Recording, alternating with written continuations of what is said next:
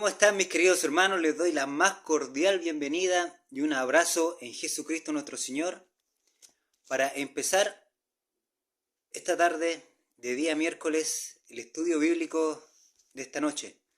El estudio bíblico se basará en Apocalipsis 2, el mensaje a Esmirna. Bueno, y desde ya preparamos nuestros corazones para dar inicio a este estudio bíblico y pidiéndole siempre a nuestro Señor que nos dirija y nos revele nuevas cosas para poder aprender. Empezamos orando a nuestro Señor. Padre amado, te damos gracias, Señor, por este momento de oración que tenemos, este momento de agradecimiento a ti, este momento que podemos estudiar tu palabra, Padre amado. Gracias, Señor, por toda la bendición que siempre se derrama sobre nosotros, Padre, por tener la libertad de poder estudiar tu palabra. Te pedimos que nos bendigas, Señor, con tu enseñanza, con tu sabiduría, Padre amado, y que nos des nuevas cosas para aprender, Padre celestial. Gracias, Señor, por este momento de estudio. Bendice a todos los que se puedan conectar, Padre amado, a todos los que se preocupan de aprender de tu palabra, Padre santísimo. Gracias, Señor, por cada uno de mis hermanos. Gracias, Señor, por el tiempo que tiene nuestro querido pastor para poder enseñarnos la palabra tuya, Padre santísimo. Cuídanos y bendícenos, Padre, en Jesucristo nuestro Señor. Amén. Amén. Y ahora los vamos a una alabanza.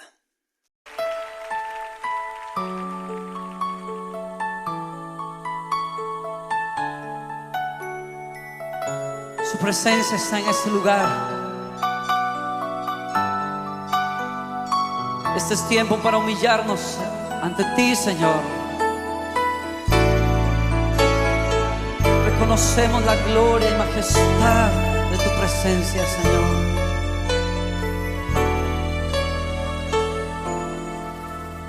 Al estar en la presencia de tu divinidad, contemplar la hermosura de tu santidad, mi espíritu se alegra en tu majestad.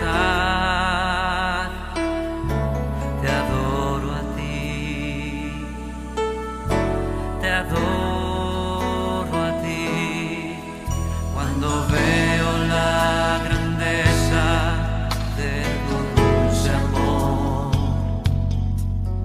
y compruebo la pureza de tu corazón.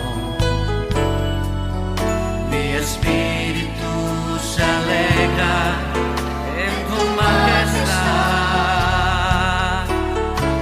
Te adoro a ti, te adoro a ti, y al estar aquí delante de ti te adoraré, postrado ante ti mi corazón te adora, oh Dios, y siempre quiero estar para adorar y contemplar tu santidad.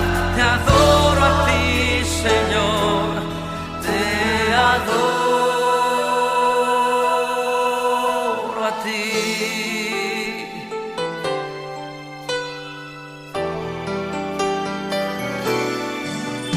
Al estar en la presencia de tu divinidad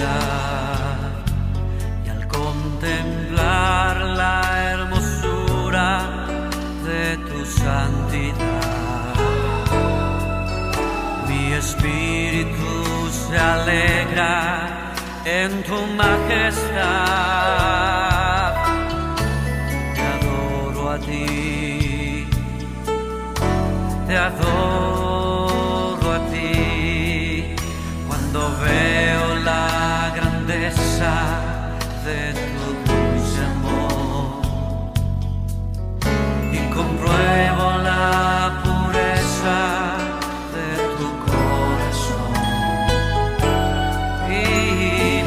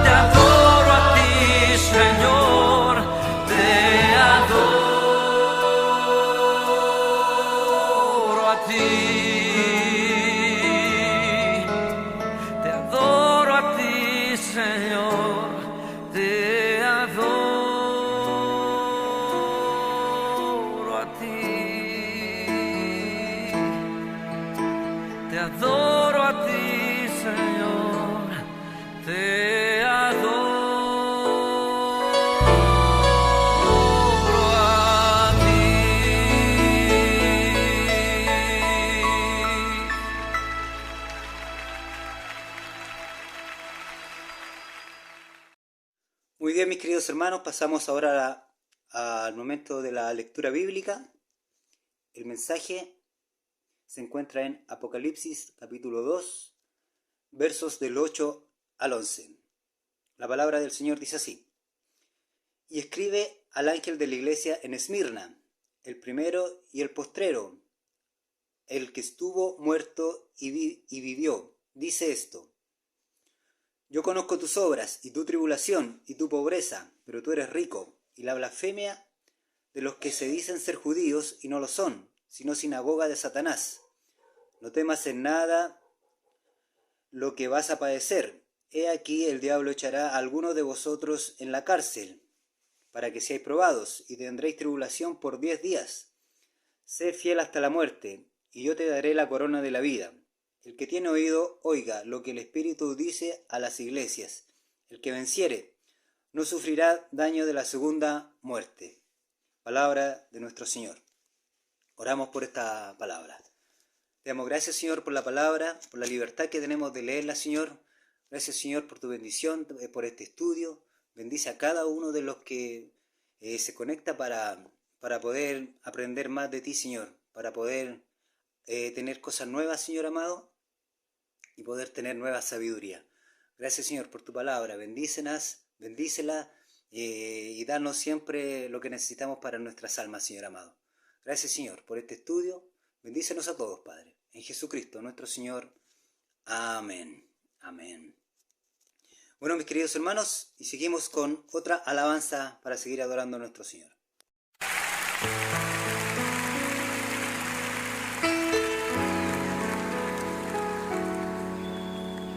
Señor, te damos gracias porque tu diestra siempre nos ha sostenido con fuerza y con poder.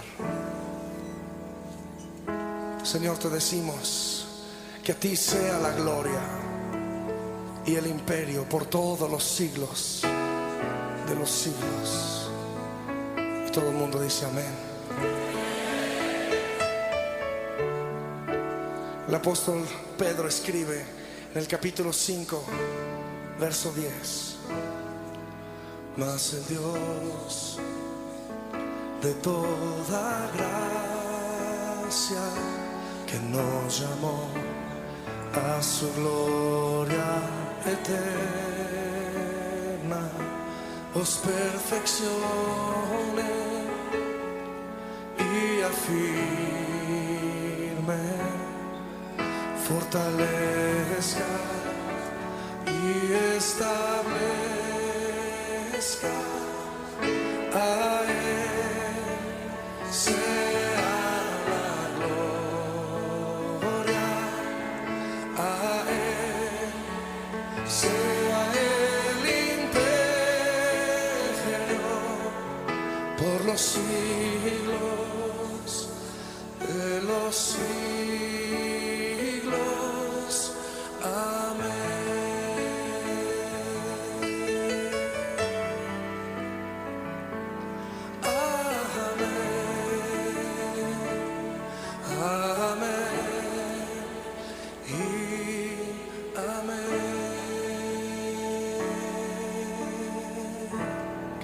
Más. Mas el Dios de toda gracia, que nos llamó a su gloria eterna, os perfeccione y afirme, fortalezca y establezca.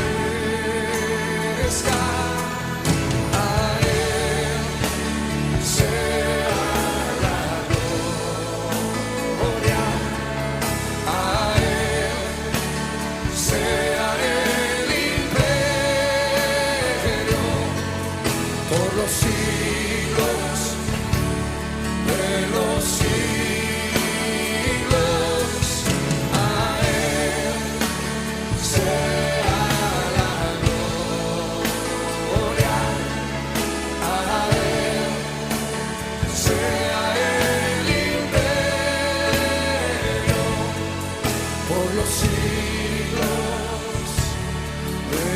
siglos. Amén.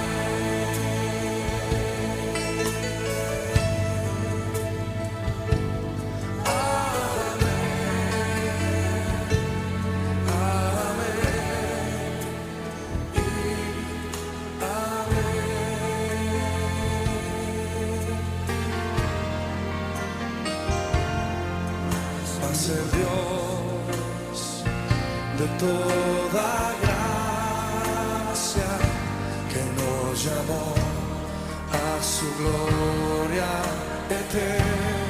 Dile a tu hermano que está por ahí cerquita, os perfeccione y afirme, fortalezca y establezca. A Él sea la gloria, a Él sea la gloria, a Él sea el imperio por los siglos de los siglos. A Él sea la gloria, a Él sea el imperio por los siglos de los siglos.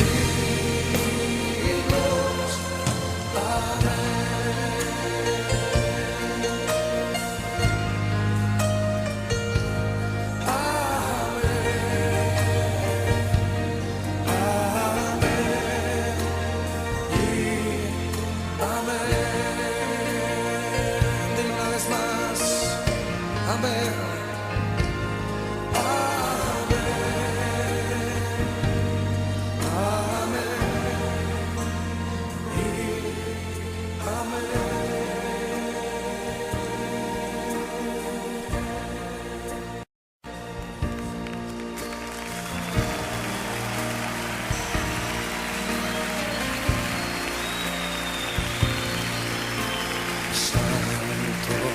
Santo, santo, Señor omnipotente, siempre labio mío lo es te da. Santo, santo, santo, te adoro, Rey.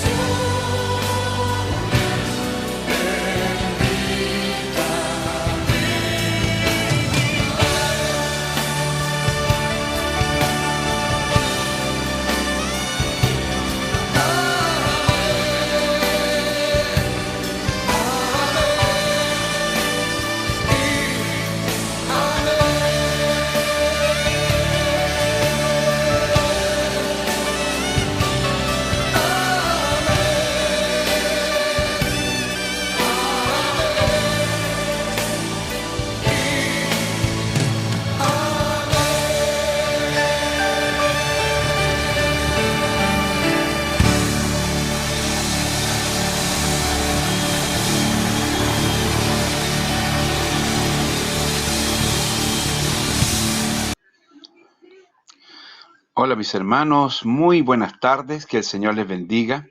Es un placer para mí poder compartir una vez más el estudio en el libro de Apocalipsis en esta tarde, muy bien dirigido por nuestro hermano Luis. Así que vamos a orar para que el Señor nos dirija en este momento y Él nos ayude en el estudio de hoy día, ¿de acuerdo? Les invito a orar, mis hermanos. Señor, te damos gracias en esta tarde porque podemos compartir una vez más el estudio de la palabra del Señor en el libro de Apocalipsis.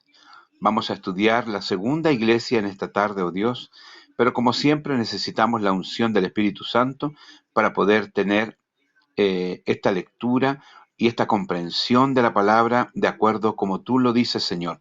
Te pido tu bendición en el nombre de Jesús. Amén y amén. Vamos a ir, mis hermanos, a esta palabra. Yo les pido que volvamos a leer, porque es cortito, ¿no? Es bien cortito, entonces vamos a ir al capítulo número 2, donde la Biblia nos refiere a Esmirna. Estamos hablando del capítulo número 2 del libro de Apocalipsis, entre los versos 8 y 11. Dice así la palabra del Señor. El mensaje a Esmirna. Y escribe al ángel de la iglesia en Esmirna, el primero y el postrero, el que estuvo muerto y vivió, dice esto: Yo conozco tus obras y tu tribulación y tu pobreza, pero tú eres rico, y la blasfemia de los que se dicen ser judíos y no lo son, sino sinagoga de Satanás. No temas de nada de lo que vas a padecer. He aquí, el diablo echará a alguno de vosotros en la cárcel para que seáis probado, y tendréis tribulación por 10 días. Sé fiel hasta la muerte, y yo te daré la corona de la vida. El que tiene oído, oiga lo que el Espíritu dice a las iglesias. El que venciere no sufrirá daño de la segunda muerte. Hasta aquí la palabra del Señor, mis queridos hermanos. Como ustedes pueden ver, el contexto de esta segunda carta es completamente diferente a la que leímos en la semana pasada a Éfeso. Aquí no hay una crítica sobre esta iglesia, como lo hubo duramente para la iglesia de Éfeso. En esta parte es interesante, mis hermanos, porque recuerdan ustedes que estuvimos analizando y viendo nosotros que cada una de estas iglesias podía representar, no era necesariamente así, pero podía representar un periodo en la historia de la iglesia cristiana. Si esto fuera así realmente, estamos hablando aquí de el segundo al tercer siglo. Esto es lo que representa esta iglesia de Esmirna, el segundo y tercer siglo. Bueno, la ciudad como tal, Esmirna, era una segunda gran capital posterior a Éfeso. Está ubicada también en el sector oeste del Asia y en la punta de un golfo muy importante. Era igual un centro comercial, igual era un centro de encuentros. Siempre Esmirna procuró ganar el primer sitial con relación a Éfeso, por lo tanto había siempre como una disputa entre ambas ciudades, pero se la ubica en esta carta en segundo lugar, lo que le da también una importancia grande. Ahora, Esmirna tiene la virtud distinta a las otras 7 ciudades que perdura hasta el día de hoy. Las otras 7 ciudades han quedado en las ruinas, pero Esmirna hoy día es una ciudad que está vigente en Turquía y por ende podemos decir que esta ciudad es el reflejo de un comportamiento que les permitió extender su vida en el tiempo. Son famosas en todo el mundo los higos de Esmirna, porque es una zona muy, muy fértil para los higos, y esto es mundialmente conocido. Otro antecedente importante que podemos decir de esta ciudad de Esmirna es que es probable que la congregación de Esmirna se haya formado a partir de la predicación del apóstol Pablo cuando él residía en Éfeso. Por la proximidad de ambas ciudades, es muy probable que en los viajes misioneros de Pablo él fundara esta congregación a partir de los creyentes que allí se convertían. Y finalmente cabe decir que Esmirna es una ciudad floreciente de Turquía hoy día, que tiene aproximadamente 300.000 habitantes. Así que es una ciudad que podemos ver en el tiempo que Dios prosperó, bendijo hasta el día de hoy. Y tiene mucho que ver con lo que Dios habla de esa congregación. Respecto del autor, es evidentemente Jesucristo, igual como para todas las cartas que siguen y la que ya vimos en la carta a Éfeso. Pero él aquí se describe como el primero y el postrero, como el que estuvo muerto y vivió. Esto es una referencia clara a los versos 17 del capítulo 1 y el verso 18 del capítulo 1 también. La misma referencia. Y esta referencia de que estuvo muerto y vivió es una referencia muy, muy relevante para esta ciudad. Dicen los historiadores de la época que Esmirna, anteriormente de que existiera como esta gran ciudad, era ya un lugar de encuentro de las personas, ya existía como metrópoli. Sin embargo, bajo el ataque de los lidios, desapareció totalmente, fue destruida la ciudad de Esmirna. Y los que hablan de la historia dicen que durante 400 años Esmirna no existió. Entonces, el que Jesús les diga a ellos, el que estuvo muerto y que ahora vive, es muy relevante para esta ciudad y para el mensaje a la iglesia de esta ciudad, porque hace una clara reminiscencia a esta ciudad que desapareció y que por cientos de años estuvo destruida y solamente fueron campamentos de grupos humanos hasta que volvió otra vez a juntarse y a formarse como esta hermosa capital. Así que la referencia de Cristo es muy llamativa para los hermanos de esa ciudad.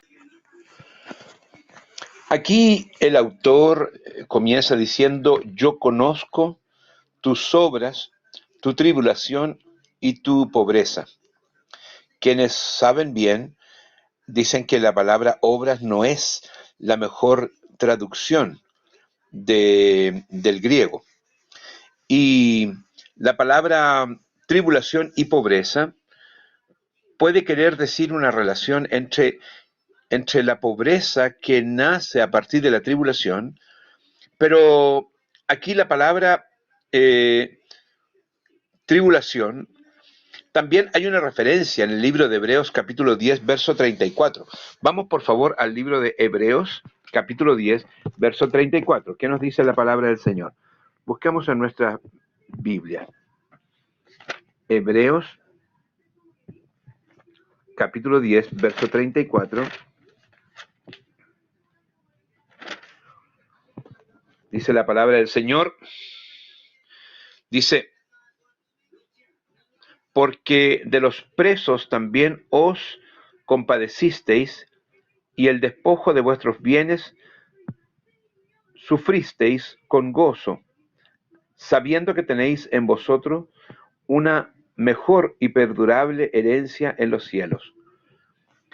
Esta referencia del sufrimiento, de la tribulación, también referida acá en el libro de Hebreos, es una clara referencia como una alabanza.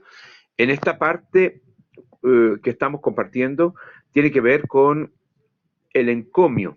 Recuerdan que el encomio era como la alabanza, era el reconocimiento de lo bueno, de lo perfecto.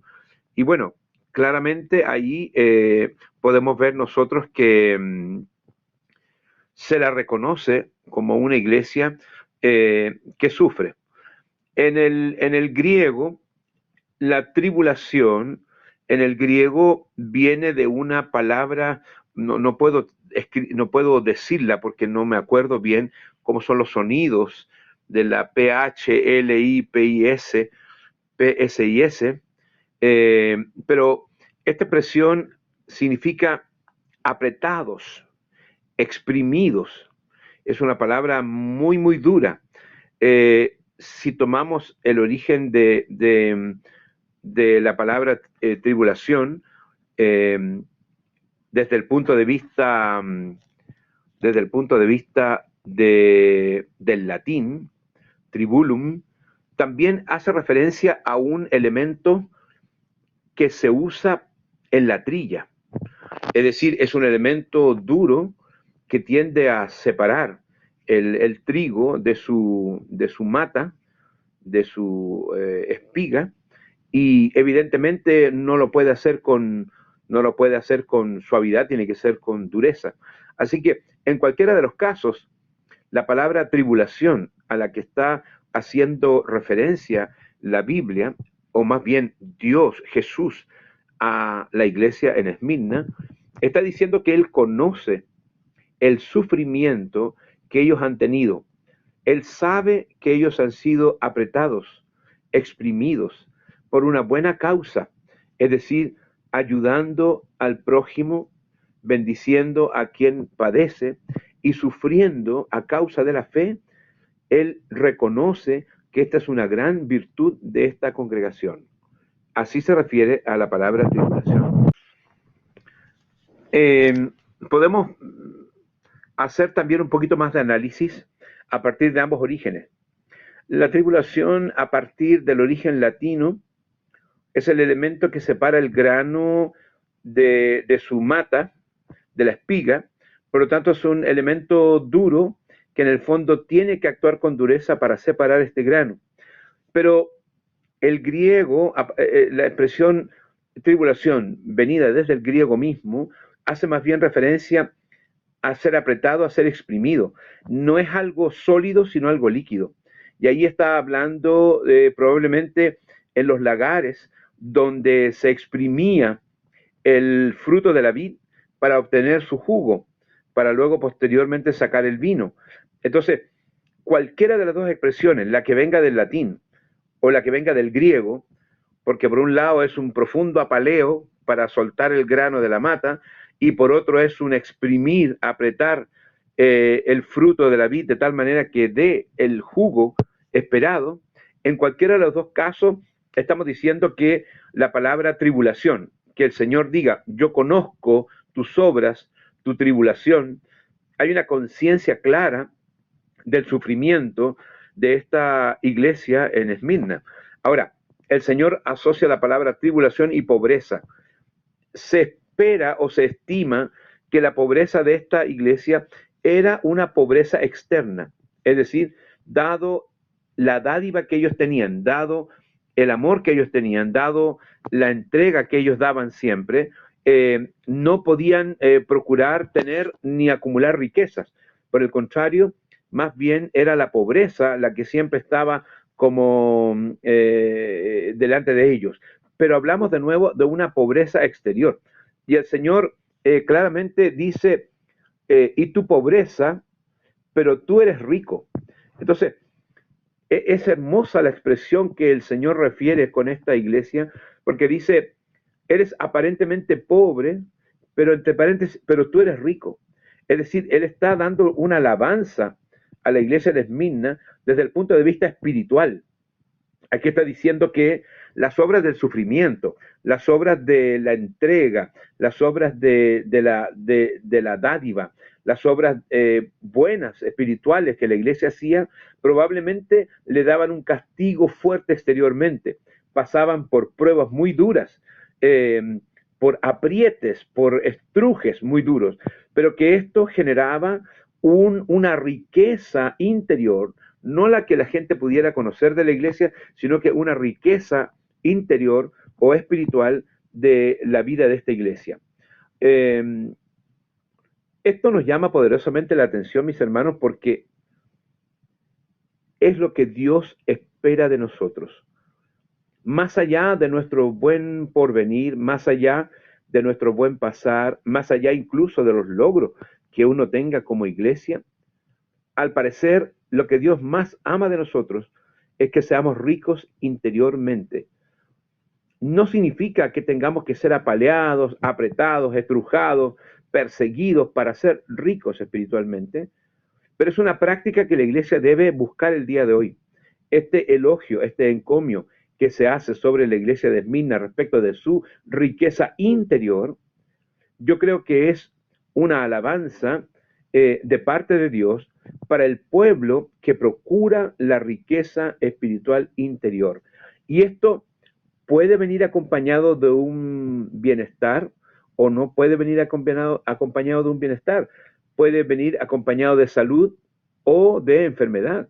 Puede venir acompañado de riqueza o de pobreza, de felicidad o de persecución. Pueden haber muchas cosas exteriores que probablemente en la causa de Cristo sean más bien de orden negativo que de positivo, pero lo maravilloso, lo precioso, es que Dios alaba la riqueza interior, no la que se ve, sino la que Él conoce del corazón. Recuerden que la palabra dice que el hombre ve lo que está afuera, mas Dios ve lo que está en el corazón, y eso es una clave para la iglesia de hoy. Creo que el mensaje, el encomio del Señor para con la iglesia en Esmirna, es un encomio que debemos buscar nosotros. Dios debiera llegar a pensar de nosotros que somos ricos espirituales, pero esto no lo vamos a convencer a Él ni con palabras, ni con frases, ni nada. Recuerden que el Señor no va a escuchar lo que decimos, ni siquiera va a ver lo que hacemos, sino que Él va a ver lo que somos. Aquí está la gran diferencia. Uno es lo que yo digo, otro es lo que yo hago y otro es lo que yo soy. Y Dios examina lo que yo soy. Así que, mis hermanos, yo aprovecho este texto breve para invitarlos a todos, a mí y a toda la iglesia, a que busquemos la riqueza espiritual. Seamos, luego hagamos, luego digamos. Somos rápidos en hablar, particularmente yo. Somos rápidos en actuar, particularmente yo. Pero el ser es más profundo y mucho más importante para el Señor. Así que, dado este encomio para esta iglesia, busquemos esta riqueza interior espiritual, que puede no estar reflejada en el exterior nuestro, pero que si tiene el aprecio, la opinión del Señor, creo que habremos ganado toda la batalla. También vemos en esta palabra que dice de los judíos que se dicen ser judíos y no lo son. Hay una referencia muy importante.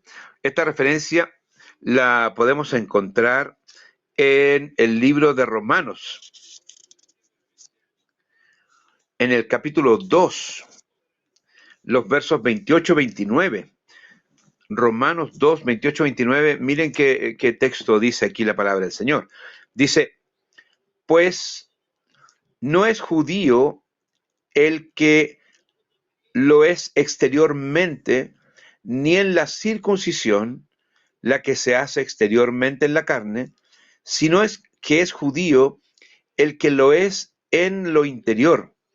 Y la circuncisión es la del corazón, en espíritu, no en letra, la alabanza del cual no viene de los hombres, sino de Dios. Creo que refuerza, pero maravillosamente, lo que estamos diciendo.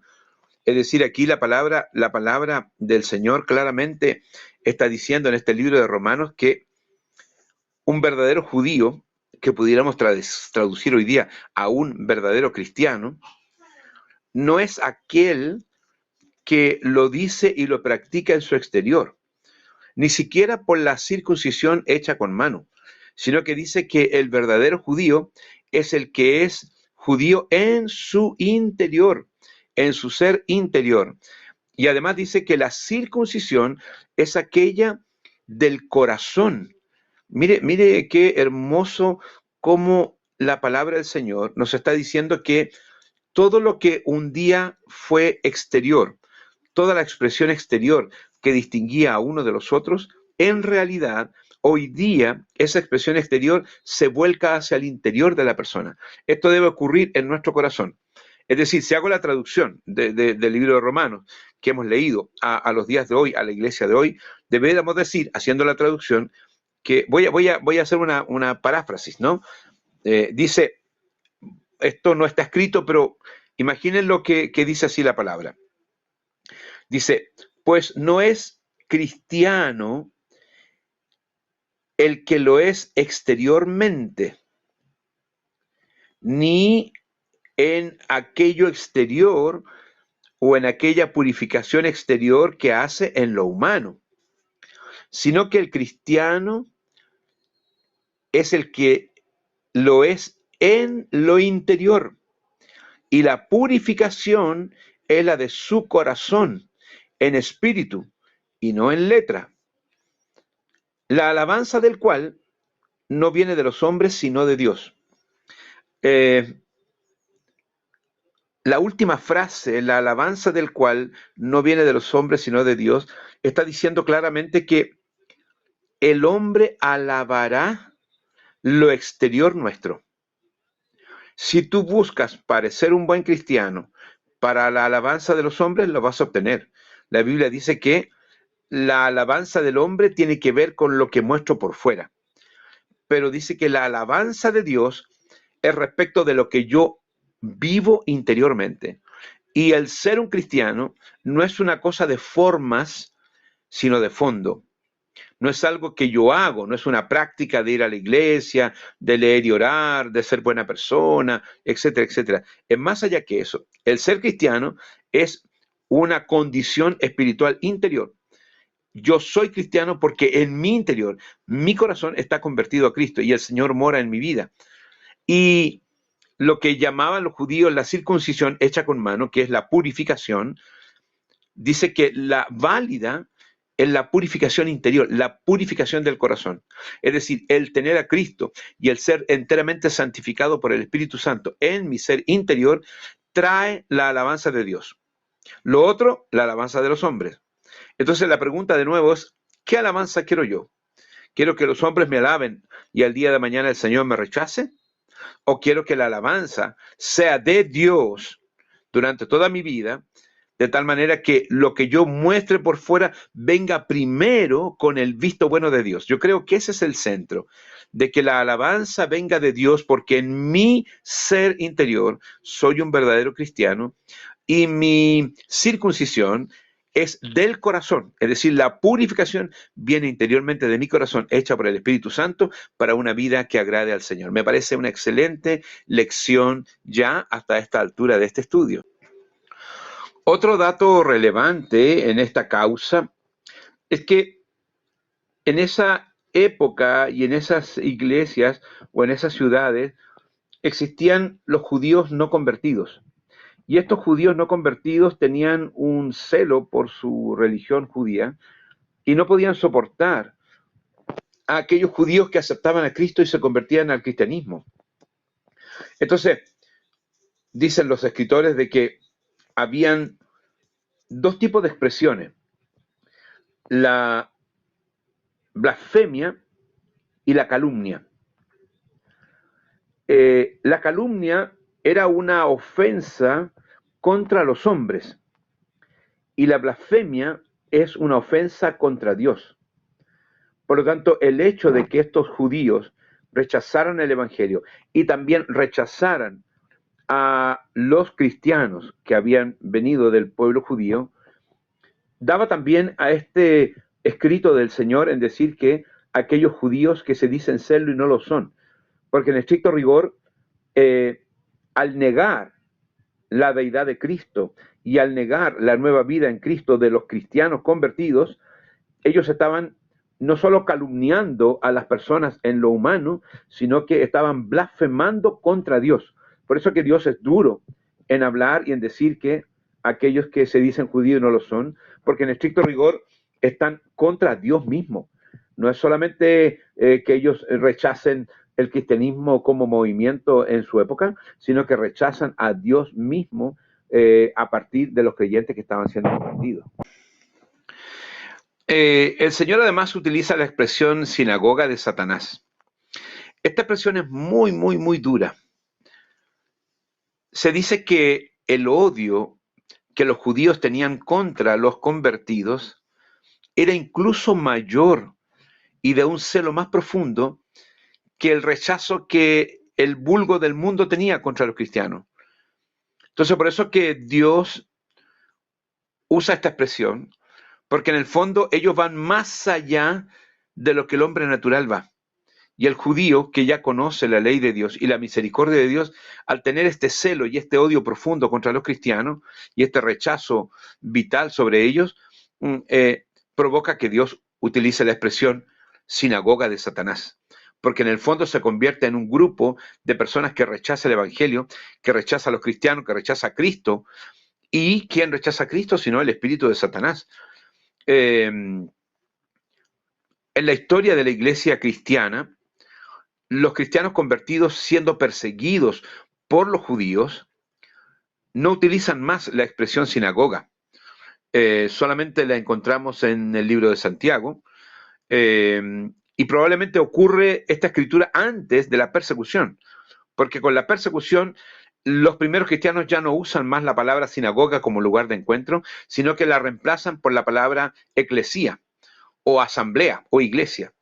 Esta es la palabra que ellos comienzan a utilizar, la asamblea de los creyentes, ya que son echados de la sinagoga, son expulsados duramente y tienen que formar su grupo independiente y aparte. Por eso que la expresión de Dios es tremendamente dura para con aquellos judíos que rechazan el Evangelio. A partir del verso 10, cambia ya el tono, sino que aquí el Señor se encarga de traer un consuelo y una fortaleza a esta iglesia. Y le dice, no temas en nada lo que vas a padecer. Se entiende que los judíos que persiguen a los cristianos van a armar complot con el Estado, con las autoridades, muy semejante a lo que hicieron los judíos en la época de Jesús. Como ellos no eran autoridad política ni fuerza pública y no tenían acciones oficiales contra otros, debían buscar la autoridad y la acción del gobierno. Y nada mejor que llevar este reclamo contra Jesús delante de los romanos para que sean ellos los que ensucien sus manos y ellos queden, entre comillas, incólumes. Así que la referencia que hace Cristo, no temas en nada lo que vas a padecer, he aquí, el diablo echará a algunos de vosotros en la cárcel para que seáis probados. Claramente la referencia de echarlos en la cárcel tiene que ver con que en esta prueba, en esta dificultad, lo más probable que los judíos, no teniendo autoridad gubernamental, sin embargo, se van a asociar con el gobierno, con los romanos, para que esta persecución se materialice. Así que él dice que serán algunos echados en la cárcel por causa de Satanás, pero parte diciendo, no temas. Es decir, lo que te va a ocurrir, no debes temerlo. Aunque ocurra esto de que sean echados en la cárcel, dice, para que seáis probados.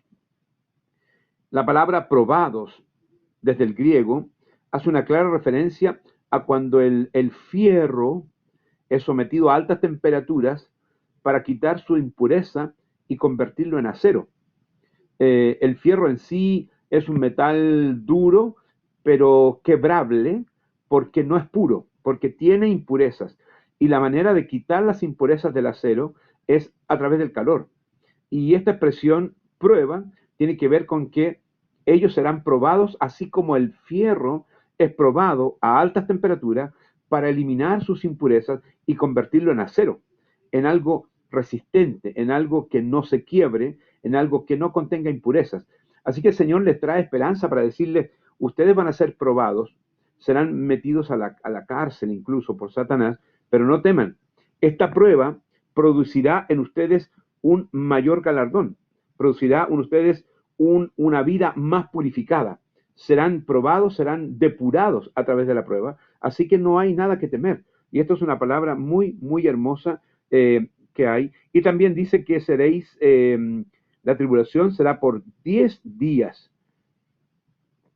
Sé fiel hasta la muerte y yo te daré la corona de la vida. La expresión 10 días, según los estudiosos de esta trozo de la Biblia, dicen que es una expresión usada para referir a poco tiempo. Poco tiempo. 10 días. No es un tiempo del cronos del hombre, sino más bien es una referencia que es poco tiempo. Y en ese sentido, yo creo que esta palabra es muy atingente para nosotros. Atingente porque el Señor nos está diciendo que la tribulación que vivamos por causa de Él será de alguna manera breve, soportable, y nos van a pasar muchas cosas, pero que debemos entenderlas como pruebas. Y como pruebas son para convertir nuestras impurezas en purezas, para sacar de nosotros aquellas cosas que no corresponden y dejarnos mucho más como el acero, mucho más resistente, mucho más dúctil, mucho más firme y también más puro.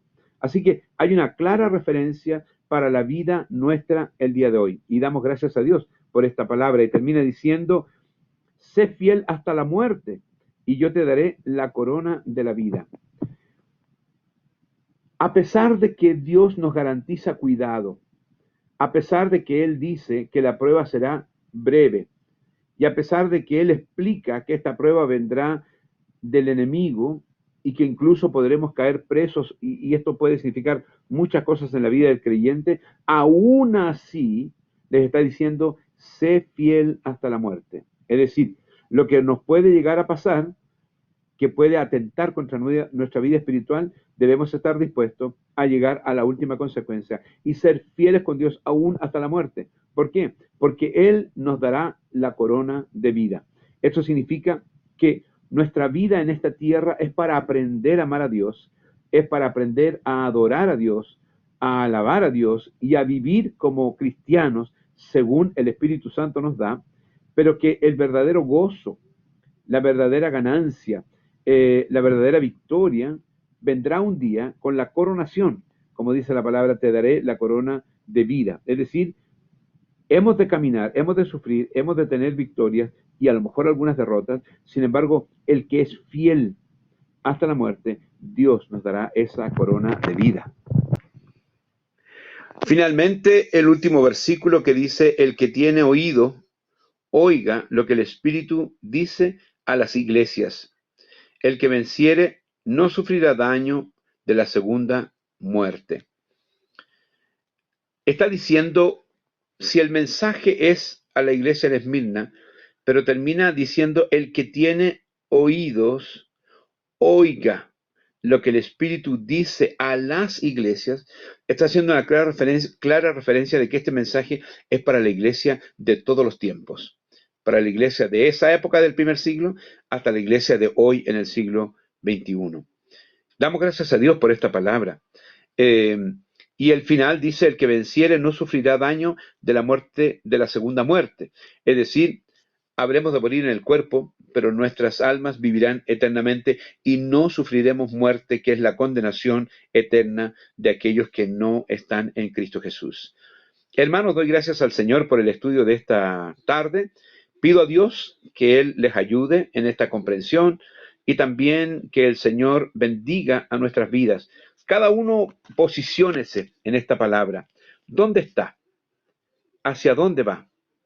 Oremos al Señor y pidámosle que Él nos conduzca conforme a esta palabra para estar seguros en Cristo Jesús. Oramos para terminar y luego nuestro hermano Luis nos despide. Señor, te damos gracias en esta tarde por esta palabra que se ha estudiado. Te pido, buen Dios de los cielos, que tú la bendigas, que tú la multipliques, que tú la engrandezcas y permitas que todo lo que hemos aprendido hoy día sea de gran bendición en la obra de Dios. Gracias por la hermandad. Gracias, Señor, por todos los que han estado aquí presentes, leyendo y estudiando esta palabra. Permite, oh Dios, que seamos todos edificados por ella. Te lo pedimos humildemente en el nombre de Jesús. Amén y amén. Me despido, mis hermanos, dándole gracias al Señor, recordándoles este domingo, todos a la iglesia para nuestra reunión anual y culto de adoración al Señor. Que Dios les bendiga. Amén. Muy bien, mis queridos hermanos, ya le estamos poniendo término a este estudio bíblico, esperando que haya sido de mucha bendición este estudio para sus vidas, para que hayan aprendido cosas nuevas y que sea de mucho valor siempre que le tengamos a la palabra de nuestro Señor. Gracias a nuestro pastor, gracias al estudio que él siempre, cada semana se preocupa de darnos. Y no se olviden que este domingo está la reunión anual de la iglesia, donde están todos invitados, toda la iglesia, para que estemos todos presentes y podamos ver la rendición de cuentas y las votaciones para elegir la nueva junta. Así que este domingo están todos invitados y los despedimos orando a nuestro Señor y orando también para que el domingo sea un día de bendición. Te damos las gracias, Señor, por este estudio. Gracias, Señor, porque tú nos das siempre enseñanzas de tu palabra. Gracias, Señor, por todos los hermanos que se preocupan de darse un tiempo para poder conectarse a este estudio bíblico, Señor. Gracias por el tiempo que se da nuestro pastor también para poder darnos la enseñanza que necesita en nuestras vidas. Bendice a cada uno, cuídanos a todos, Padre amado, y que tengamos un resto de semana de descanso, Padre, y podamos seguir saliendo adelante gracias a tu misericordia. Gracias, Señor, por este día. Bendícenos y cuídanos a todos. En Jesucristo nuestro Señor. Amén. Amén. Muy bien, hermanos. Los vemos el domingo entonces. Amén.